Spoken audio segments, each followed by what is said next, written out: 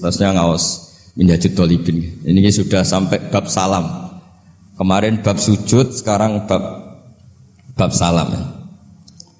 Bismillahirrahmanirrahim. Watsani asyara assalam. Ya kita tahu secara i'rab kalau sani pakai i'rab isim mangkus, tapi untuk asyara tetap mabni nasab.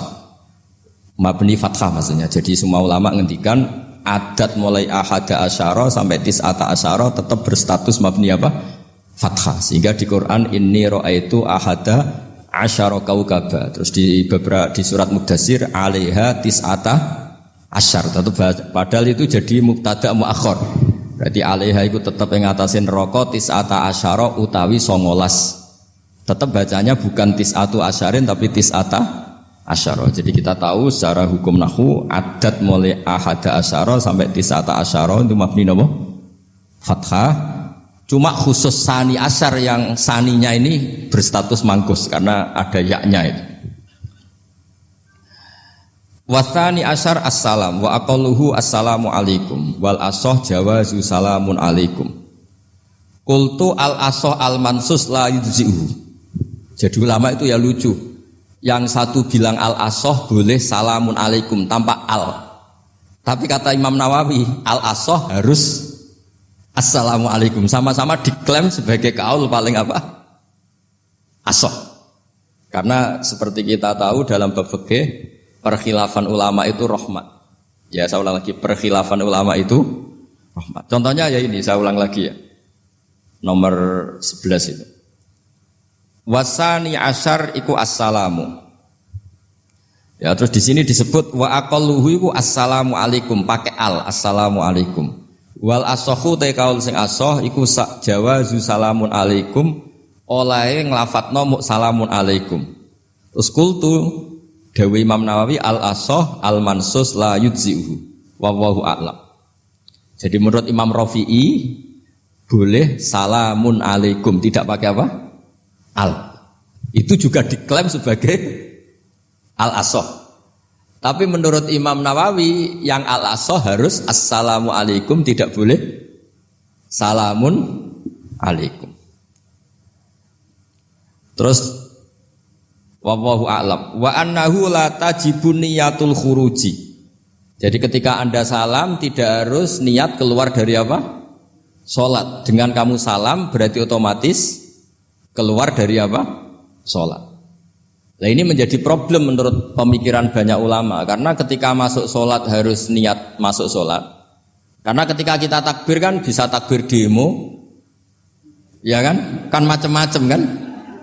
Makanya untuk membedakan itu kan niat. Memang ini kata ulama bukan kata saya. Sekedar melafadzkan takbir ini kan demo ya takbir. Kamu kagum sesuatu juga takbir. Orang Indonesia itu kadang orang nggak sholat pun bilang subhanallah, memang sudah jadi bahasa nasional. Kalau kaget tuh bilang. Saya punya kenalan Cina itu kalau punya uang ya mohon alhamdulillah. Tak tanya kok bilang alhamdulillah. Orang-orang Islam tuh kalau seneng bilang alhamdulillah. Yang ribet itu kubu sebelah. Kalau orang NU mau layasol itu mana tanya, Gus itu doa orang makan. Kok bisa? Biasanya orang NU kalau makanan sudah keluar mau layasol ribet. Aduh repot itu. Jadi kadang-kadang wiridan itu sudah jadi bahasa nasional. Jadi Cina orang nggak sholat tuh kalau punya uang ya bilang alhamdulillah. Kadang orang yang enggak sholat tanya, datang ke saya, insya Allah. Ya ribet, makanya ulama itu berdebat. Lafaz-lafaz seperti ini itu apakah wiridan, apa adat.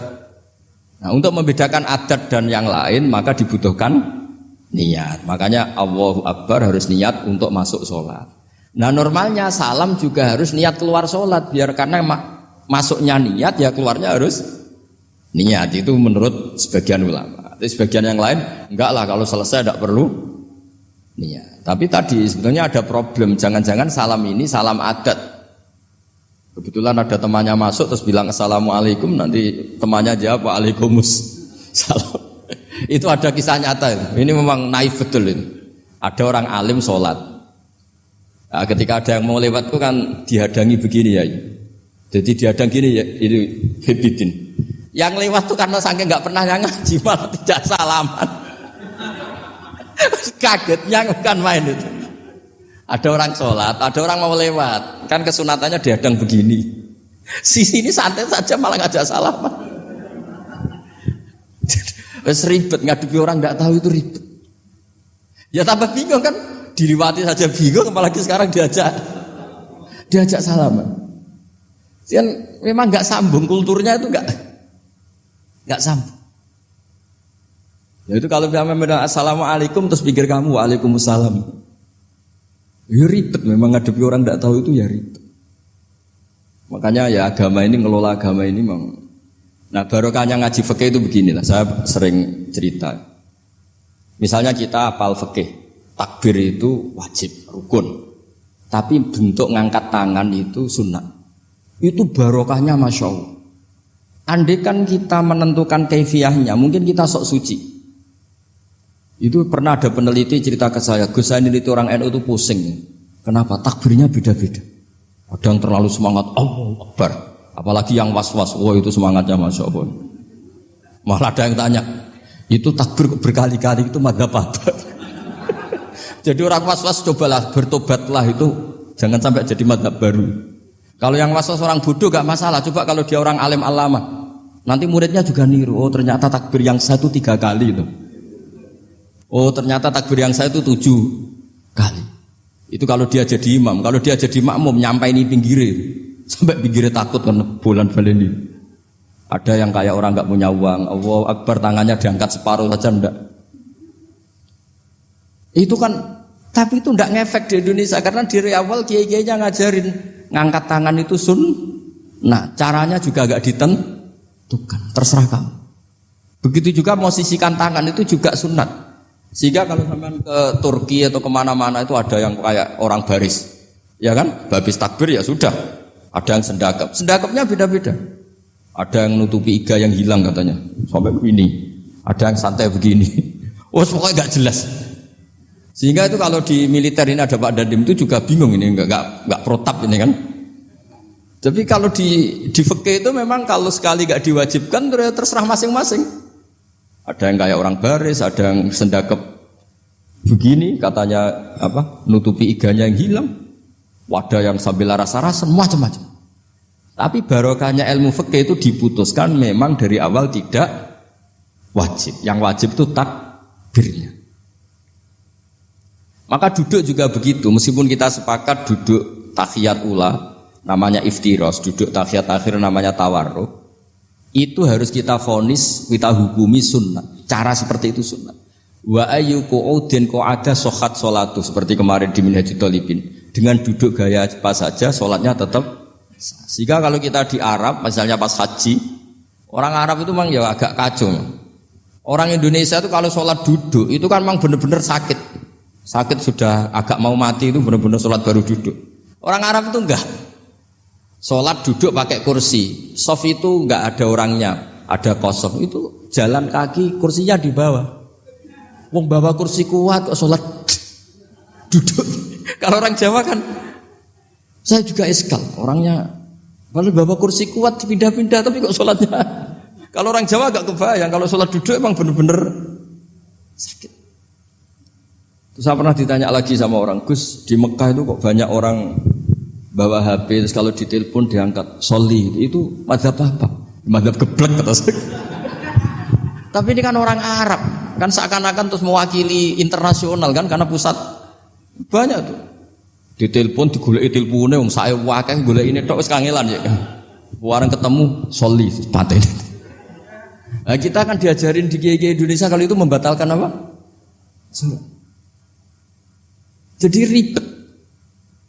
Nah, barokahnya kitab-kitab seperti ini meskipun kita di Indonesia itu mengikuti panduan yang diarahkan atau yang dibakukan oleh ulama-ulama. Nah, Indonesia itu makanya berkah. Saya sering ketemu ulama Mekah itu kalau muji haji Indonesia luar biasa. Bukan sekedar sopannya. Memang cara hajinya itu nyari kaul yang disepakati itu sah. Karena memang dilatih KBIH, dilatih Kemenang, masih dilatih kiai setempat.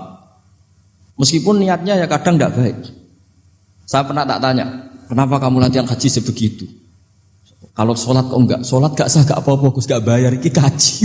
Oh ternyata dia itu sholat bedino ratau kursus baik kulol. Bareng apa kaji oleh takok tenan tak takoi. Oh sholat kira tahu takok nak kaji kok takok. Nak sholat rasa gak iman Gus gak bayar iki kaji. Jebule kurang ajar kata saya. Jadi ternyata sekarang terkuak. Kenapa orang-orang awam tuh kalau kaji kok semangat belajar? Semangatnya sama dengan sholat apa di bawah haji jauh sholat itu? Berpuluh-puluh tahun sholat itu dengan gaya yang nggak ada perkembangan. Tapi haji pisan langsung keren. Ternyata karena bayar ya. Apa perlu ditiru? Sholat harus bayar supaya ini supaya. Ya itu alasannya itu. Haji rasa berat Gus, apa? Bayar Gus. Nak sholat rasa nggak bayar wae maksudnya. Padahal kalau kita ngikuti as-sholat imaduddin, sholat dengan haji itu afdal mana?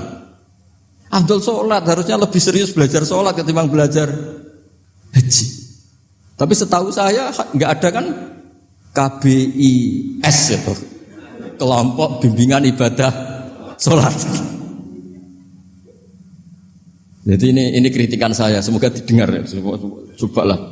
Padahal Raden Asnawi dikarang pesolatan supaya orang itu sholatnya benar, ya sholatnya benar. Ya jadi ngaji fikih seperti ini setidaknya Anda menjadi tidak mudah mengadili orang lain. Bahwa sholat itu yang takbir tok yang wajib. Misalnya baca ya Fatihah tok, sehingga kalau ada imam lupa baca surat ya gak apa-apa, memang dari tidak wajib. Jadi pemilahan wajib dan tidak ini penting supaya tidak menghakimi pada yang lain. Jangan sampai perilaku kesolehan itu menjadi bentuk yang mengadili, nggak boleh. Itu Pak Kapolres. Kalau di ilmu fikih itu ada ulama penjaga ilmu itu ekstrim-ekstrim. Dulu ada sahabatnya Nabi namanya Jabir bin Abdullah. Ini ada di kitab Bukhari, di kitab sholat. Ya maksudnya al ilmu tentang sholat. Itu semua yang di masjid itu sudah pakai jubah, pakai gamis. Kalau orang Indonesia mungkin ya pakai hem, pakai baju batik, pakai. Itu dia datang malah gamisnya dicopot. Gamisnya dicopot, imamannya dicopot, terus tinggal pakai satu sarung. Terus dicancang di sini, akidan bena torofaihi ala atik. Dicancang begini. Kayak cerita-cerita di perang pahlawan itu. Hanya dengan pakai sarung satu dikalungkan gitu. Terus ada orang-orang tabiin bilang gini, Ungzuru ila ashabi Rasulillah, ini sahabatnya Nabi kok sholat dengan cara seperti itu, enggak islami banget ya, enggak keren banget lah. Terus kata Jabir bin Abdullah, saya sengaja melakukan ini supaya kamu tahu bahwa batas aurat yang dimaksud Nabi seperti ini. Shalla Rasulullah sallallahu alaihi wasallam fi izarin wahid, akidan baina tarafaihi ala atiki. Saya pernah melihat Nabi sholat seperti saya ini. Tapi barokahnya itu akhirnya diketahui kalau batas auratul rajul hanya mabena surah war rukbah. Andai kan tidak ada perilaku Jabir seperti ini, orang akan ngira bahwa syaratnya sholat itu harus pakai jubah, syaratnya sholat harus pakai hem. Akhirnya orang-orang yang kebetulan tidak pakai jubah, tidak pakai hem bingung.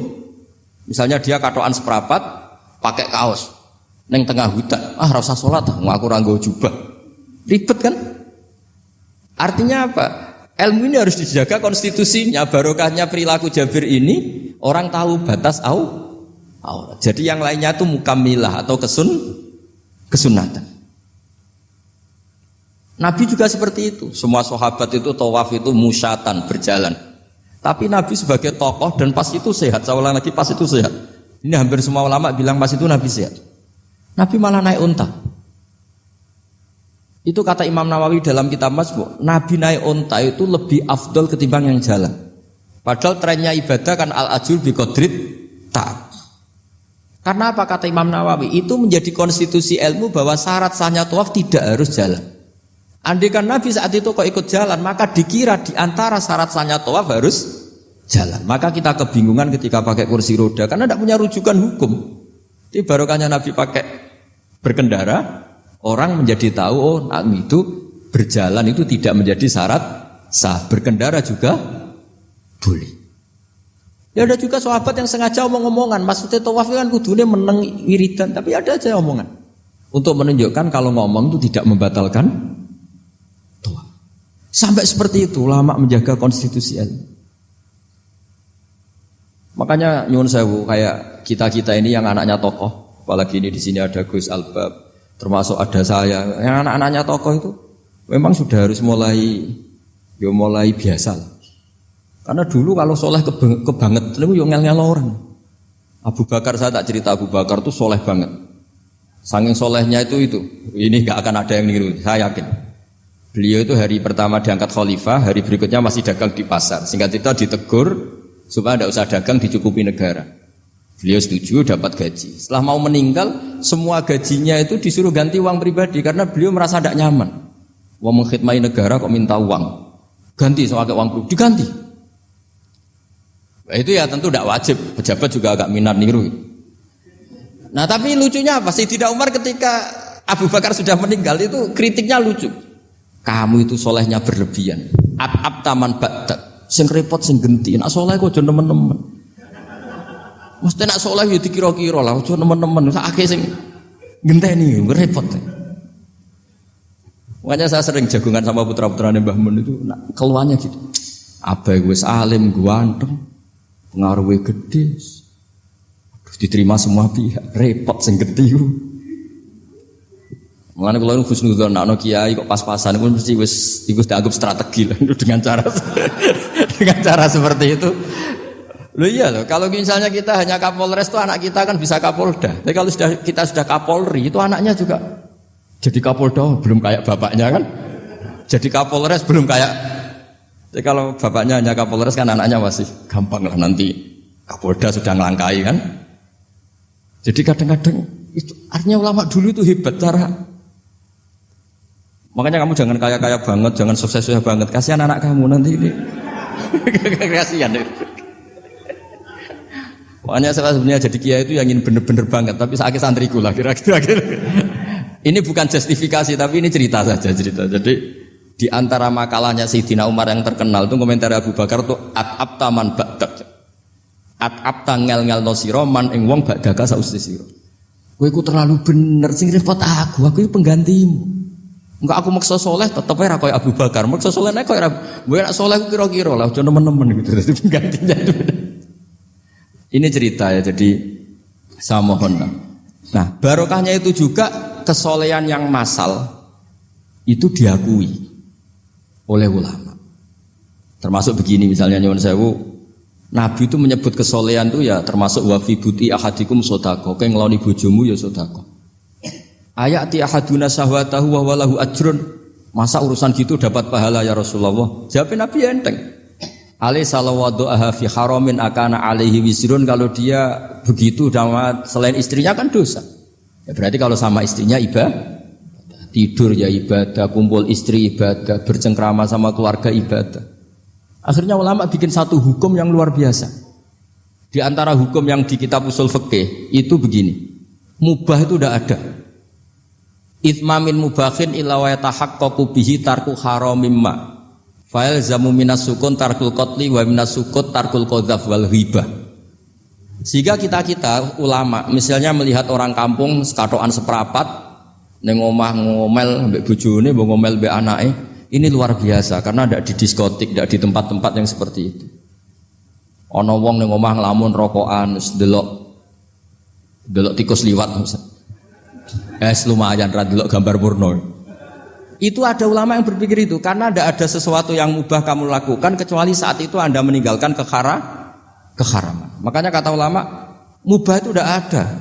Karena saat melakukan mubah artinya Anda tarkul haram. Wa tarkul haram wajib, berarti fal mubah wajib. Sehingga ulama misalnya sampean turu mulai barisan nanti subuh, hadza taraka zina wa taraka sariqah wa taraka kadza wa kadza. Semoga malaikat pakai usul fikih itu. Kalau malaikat pakai usul fikih itu kamu tidur habis isya sampai subuh, hadza tarakal ma'asi kasirah. Yang ribet kalau malaikatnya bagian khusyuk, hadza tarakat tahajud wa tarakal witra wa tarakal itu ribet itu. Nah kita semoga malaikatnya yang percaya pendapat tadi. Jadi ada dua pandangan, ada ulama mengatakan mubah itu tidak ada karena tidak ada orang yang sedang melakukan mubah kecuali saat itu pasti meninggalkan keharaman. Makanya ini sirinya kenapa dulu kiai-kiai top itu sering jagungan. Orang tahu semua lah, Mbah Zubair sering jagungan, dulu Mbah Tur ya sering jagungan di depan Masjid Menoro. Karena ingin mensuasanakan bahwa untuk menikmati hidup itu tidak harus dengan keharaman. Jagungan mbek konco ya seneng, gejul-gejulkan mbek konco ya seneng. Ini anggap saja perlawanan terhadap supaya tidak nikmati maksiat. Wa qutbu hadzal al-istidzad bil mubahat kata Imam Ghazali. Inti beragama ini adalah nikmati sesuatu yang dihalalkan oleh Allah Subhanahu. Coba ketika orang lain bisa nikmat kalau harus ke tempat-tempat maksiat. Kamu cukup nikmat ketemu kanca gojol-gojlokan zaman mondok padha mlarate. Terus diterusno saiki yo jek melarat atau cocokan melarat itu kan keren loh. Keren. Sisi tok diusir mertuane, sisi tok diusir ipene terus cocokan. Lah kowe piye Kang gak apa-apa sabar kabeh kodok kodar wae yo Kang. Wah itu ibadah yang luar biasa. Mergo ridho sama kodok kodar dia tidak perlu cari nyuwun sewu hiburan yang maksiat. Nah, saya berharap ulama-ulama Indonesia itu mengikuti jejak ulama dulu. Ulama dulu itu kalau ibadah itu ya seperti itu. Jadi jangan hanya melihat ini semalaman kok tidur, tidak witir, tidak tahajud. Oke, dia memang enggak afdol, enggak sempurna, macam kiai pas-pasan naik kan. Tapi ya jangan lihat tarokal witro wa tarokat tahajud, tapi kamu juga harus lihat tarokal dhahab ila nikla wa tarokat dhahab ila mahalil mak. Siap boyo sekali-kali muji orang susahnya apa sih? Suudzon itu dikurangi lah, sekali-kali muji orang lah. Jadi kalau ada orang tidur hadza tarokal ma'asi, alhamdulillah. Meskipun ya rada damu-amu sidik tarokal ma'asi wa tarokat taat. Ya sudahlah enggak apa-apa lah tapi. Lah di sini terus kualitas. Nah, dengan cara itu Anda bisa membaca Quran secara fasih wa min ayatihi manamukum billaili wan nahar. Lu kenapa sekedar tidur kok dianggap wa min ayatihi? Di mana-mana ayat itu kan hal-hal yang luar. Ini tentang tidur saja kok dianggap ayat. Itu bisa dimaknai keren kalau Anda pakai kaidah usul fikih, yaitu dengan tidur berarti Anda meninggalkan sekian maksiat. Sehingga disebut wa min ayatihi manamukum billaili wan nahar. Nah, saya berharap konstitusi seperti ini jalan terus. Ya saya baca ya sampai salam selesai. Wa akmaluhu assalamualaikum warahmatullahi marroten yaminan wasimalan multafitan fil ula hatta yura khadduhul aiman. Tapi itu hanya akmal loh ya. Jadi ukuran paling sempurna kalau salam itu melengak ke kanan sampai dengan pengandian ini bisa dilihat dari belakang. Tapi tetap saja itu ukuran apa? Akmal, tidak menjadi syarat sah. Jadi ya sampai melengak gini sampai kira-kira terlihat dari apa? Belakang. Tapi ukuran itu tetap akmal hatta yura khadduhul aiman. Wa fisaniyah satruse alisar terus nawian assalam alaman an yamini wa yasari minal malaikati. Dia meniatkan salam itu kepada orang-orang di sisi kanannya mulai malaikat dan manusia dan jin. Wayan wil imamu assalama alal muqtadin wahum arrodda alaih wahum yanwauna napa arrodda alaih. Jadi wahum yanwuna arrodda alaih. Jadi imam niat salam untuk makmum niat membalas salamnya apa? Imam. Tapi itu saya ulang lagi hanya akmal. Terus asal isya asar tartibul akan kama dzakarna. Jadi pentingnya, jadi jangan kira terus ngaji kalau wasunanuhu wa akmaluhu tidak penting, itu penting sekali. Barokahnya status akmal dan sunnah ini kita tidak mudah menvonis orang lain karena kita tahu ibadah itu hanya berstatus sunnah. Coba kalau nggak ada ketentuan itu, kita akan mudah menyalahkan orang. Salam kok orang melengak belas itu sholatnya sah atau orang? Padahal dari awal melengak itu statusnya hanya sunnah. Kemudian untuk penutup supaya ini clear ya. Saya pernah baca di Syarah Bukhari yaitu Fathul Bari. Nabi itu kalau setelah salam itu mukbilan biwajihi alal hadirin. Jadi Nabi langsung menghadap ke timur. Andikan Indonesia menghadap langsung ke timur. Tapi uniknya para syurahul Bukhari itu menganggap itu tidak satu sunnah yang tidak jadi satu sunnah yang permanen. Tapi kata para syurahul hadis, siapapun boleh melakukan gerakan yang bisa memaklumatkan kalau sholat itu selesai. Saya ulang lagi ya, jadi Nabi menghadap ke timur, kalau di konteks Indonesia, itu sebagai bentuk maklumat, ini loh sholat saya sudah. Karena takutnya apa? Orang yang dari jarak 2 kilo, 3 kilo ingin makmum sama Nabi. Andai kan Nabi tidak menghadap ke timur, tetap posisi seperti sholat menghadap ke kiblat, maka orang dari luar mengira Nabi fi sholatin. Ya, Nabi masih dalam. Bahayanya apa? Kalau orang ini langsung takbir, usolli fardhu zuhri, misalnya makmuman, ternyata Nabi sudah sholat. Berarti sholatnya nggak sah. Kenapa? Irtibatus sholat atau robtus sholat biman huwa laisa fi sholatin. Dia menggantungkan sholat dengan orang yang sudah tidak, dan itu bahaya sekali. Masa kamu sholat makmum sama orang yang sudah tidak. Nah semenjak itu terus ada aturannya ulama, siapapun yang jadi imam harus memaklumatkan diri dengan cara apa saja supaya menunjukkan kalau sholat itu selesai. Makanya adat kiai-kiai kita tetap menghadap kiblat tapi namanya astagfirullahaladzim. Itu sebetulnya memaklumatkan. Lo nak niat banter nyentak pangeran masuk istighfar bianter gak sopan belas astagfirullahaladzim. Itu sebetulnya itu memang maklumatkan. Iki lho jong sholatku wis bar. Nah aku apa makmum masbuk sing ijek sholat atau cuma makmum aku gitu. Ada yang separuh-separuh ya tidak madhep wetan, madhep kulon, madhep ngalor. Itu ya sedengan itu maksudnya sedengan. Karena memang kata Surahul Bukhari butuh itu apa? Imam punya gerakan yang menunjukkan kalau sholatnya itu selesai supaya enggak dikira fi sholatin kemudian ada yang mak. Ya clear ini ya. Jadi tidak perlu diperdebatkan kenapa sih ada yang menghadap timur, ada yang menghadap ke utara, ada yang tetap menghadap ke kiblat. Itu enggak perlu diperdebatkan. Itu semuanya ada ilmunya, yaitu filosofinya apa? Ada gerakan yang menunjukkan kalau dia sholatnya selesai supaya tidak ada yang ikut. Sekali ada yang ikut berarti nanti apa? Robtus sholati biman laisa fi sholatin, yaitu menggantungkan sholat dia dengan orang yang hakikatnya sudah ada sholat. Ya nyuwun ngapunten sanget. Assalamualaikum warahmatullahi wabarakatuh.